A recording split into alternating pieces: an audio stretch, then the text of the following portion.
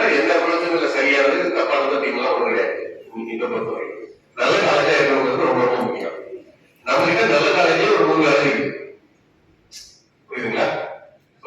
நம்ம தமிழ்நாட்டிலேயே நல்ல காலேஜ் 100 காலேஜ் இருக்கு. டாப் காலேஜ் உங்க என்ஐஆர்எஃப் ரேங்கிங்ல வர காலேஜ் நம்ம தான் காலேஜ் இருக்கு. என்ஐஆர்எஃப் ஒரு ரேங்கிங் இருக்கு, அதெல்லாம் சொல்லுவாங்க. ஸோ அதில் 56 காலேஜ் இருக்கு. தேசிய அளவில் டாப்பா இருக்கக்கூடிய காலேஜஸ்லயே ஒரு 50 காலேஜ் இருக்கு.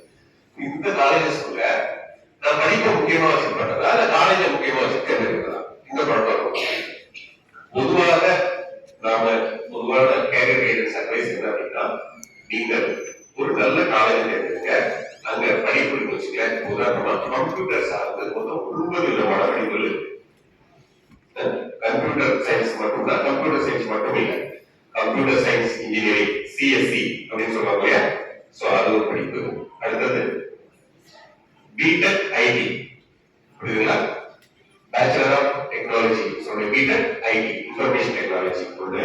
அடுத்தது artificial intelligence and data science, அது ஒரு படிப்பு.